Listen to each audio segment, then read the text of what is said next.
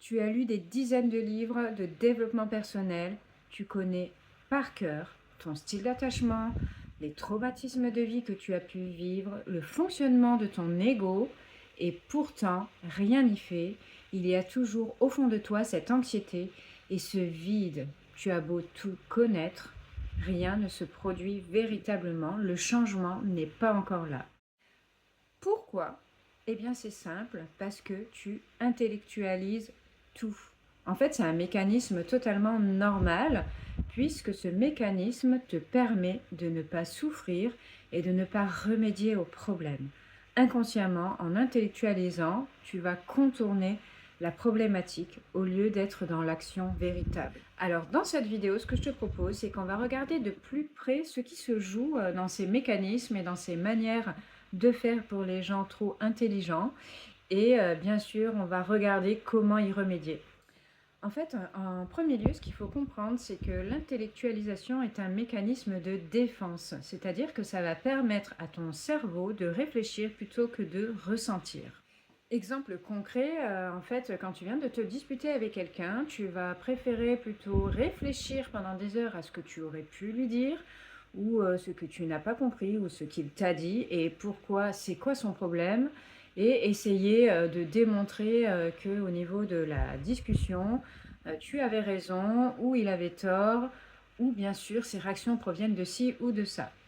Pour autant, tu préfères faire ça plutôt que de ressentir ce qui se joue réellement en toi et vivre concrètement ton mal-être par rapport à cette dispute. Du coup, on va appeler ça de l'anesthésie mentale. Quel est le danger caché derrière ça? Eh bien, je vais vous l'expliquer.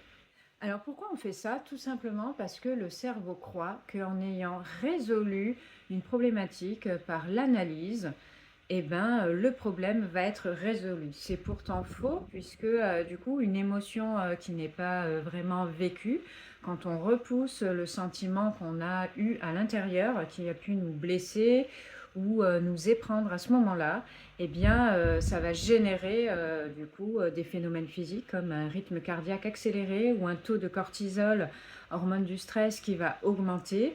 Et pour le coup, ce qui n'est pas expulsé, donc vécu, va rester stocké à l'intérieur.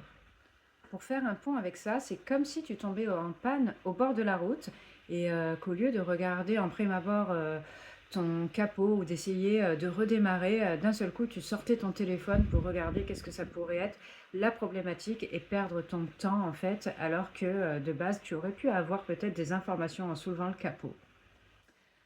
Donc, comment faire pour régler la problématique et trouver une solution? Eh bien, moi, j'en ai une.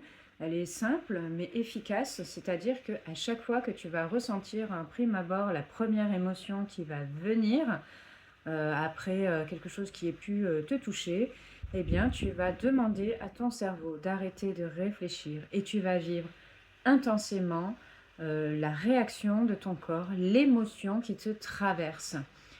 C'est-à-dire que si par exemple tu as la gorge nouée, tu ne te sens pas bien, tu es triste, laisse cette émotion te traverser et prendre pleinement sa place.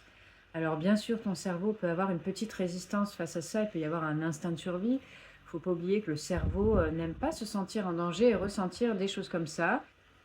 Et surtout, si tu as l'habitude d'intellectualiser, il va vouloir reprendre le dessus.